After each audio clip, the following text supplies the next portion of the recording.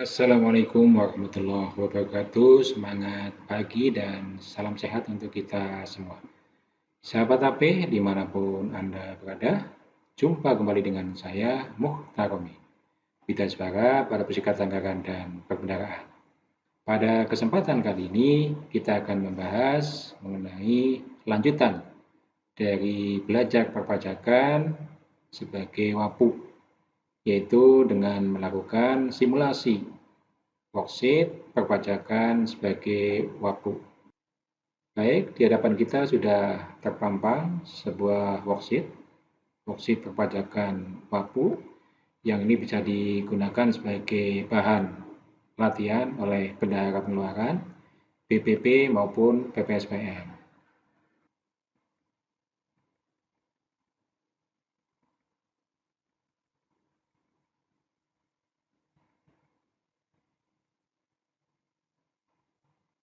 Ini adalah transaksi yang nanti akan kita gunakan sebagai dasar latihan di worksheet. Dari transaksi ini kita bisa mengidentifikasi pertama adalah jenis pajaknya. Setelah itu nanti kita lanjutkan ke tarif dan seterusnya. Oke, mungkin kita mulai dulu dengan identifikasi jenis pajaknya ya. Kemudian nomor 15 atau yang terakhir ini, membayar servis AC kepada CV artis dengan KKP juga. Nah, ini bisa kita identifikasi ada dua jenis pajak di sini, PPh pasal 23 dan PPN. Untuk PPN-nya memang tidak kita pungut, tetapi untuk PPh pasal 23-nya tetap kita potong. Itu ya untuk identifikasi transaksinya nomor 1 sampai 15. Mudah-mudahan cukup jelas sehingga dapat kita lanjutkan ke form worksheet-nya. Nah, ini form worksheet-nya seperti ini kurang lebih. Untuk soal nomor 15, ini dibayarkan biaya servis AC kepada CV artis dengan KKP. Jadi sama dengan soal nomor 14, nomor 15 juga dengan KKP. Bagaimana perlakuan pajaknya? Sesuai dengan PMK 231 tahun 2015, hanya PPN-nya yang tidak dipungut ya. Kalau kita menggunakan KKP, dalam kasus pembayaran servis AC, hanya PPN saja yang tidak dipungut. PPN tidak dipungut. Tetapi PPh 23 tetap dipotong. Karena ketentuan di PMK 231 tahun 2019 di situ hanya menyebutkan yang tidak dipungut pajaknya adalah PPN dan PPh 22 atas pembayaran menggunakan KKP. Sehingga selain PPN dan PPh 22 tetap dipotong. Nah, untuk ilustrasinya apabila kita memungut PPN dan PPh 23 pembayaran konvensional ya, maka perhitungan pajaknya seperti ini. Untuk PPh 23 ya, kemudian PPN. Untuk PPh 23 ini kita kenakan 2%, kemudian PPN-nya 10%.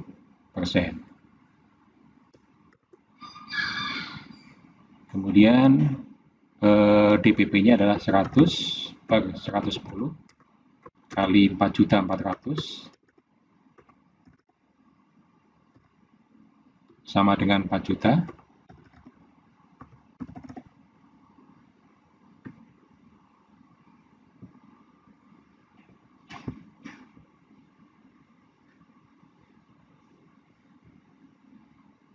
Sehingga besaran pajak yang dipotong untuk PPh 23 adalah 2%. 2% kali 4 juta sama dengan 80.000. sedangkan PPN-nya 10% kali 4 juta sama dengan 400.000. Ini kalau kita melakukan pembayaran secara konvensional, tidak menggunakan KKP. Kalau menggunakan KKP, maka PPN-nya tidak perlu dipungut. Kita hanya memotong PPh pasal 23-nya saja. Kemudian untuk batas waktu penyetorannya, karena dibayarkan tanggal 30, berarti tanggal 6 Februari batas penyetorannya. 6 Februari. Dan batas pelaporannya bisa sampai 20 Maret. 20 Maret. Kemudian untuk kode akunnya PPh23 itu 411124. Kemudian PP-nya 411211. Kode jenis setorannya untuk PPh23 104, sedangkan PPN-nya 910. Kemudian untuk setoran PPh pasal 23 atas nama Pusdiklat, sedangkan PPN-nya atas nama Rekanan CP Adis. Kemudian karena jumlah kwitansinya di bawah 5 juta, maka tidak kita kenakan biaya materi. Ini ya ilustrasi untuk soal nomor 15, pembayaran menggunakan KKP atas pembayaran jasa, yang mana dikenakan PPN dan PPh pasal 23. Untuk PPN-nya sesuai dengan ketentuan PMK 231 tahun 2019, ini tidak perlu kita pungut, ya, tidak perlu kita pungut. Sedangkan untuk PPh pasal 23-nya berdasarkan PMK 231 tahun 2019, ini tetap kita potong.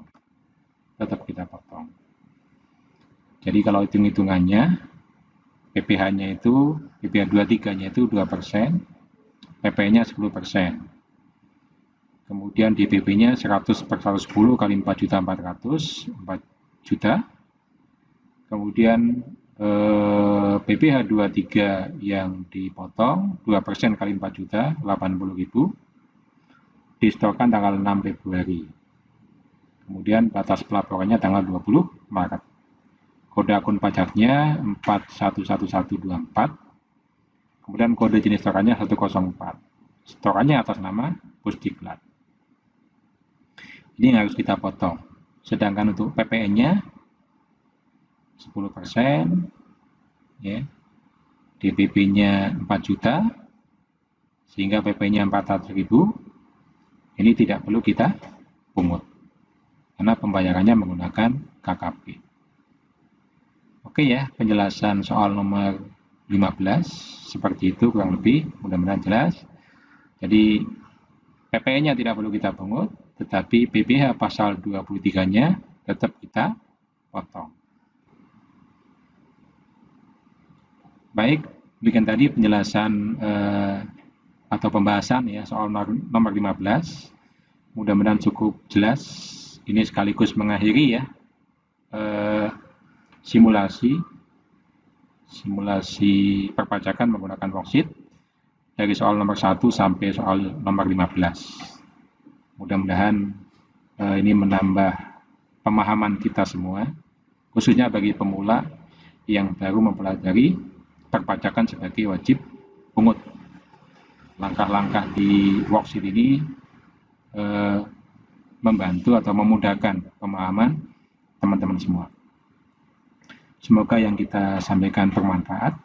Sampai bertemu lagi di lain kesempatan. Terima kasih. Assalamualaikum warahmatullahi wabarakatuh.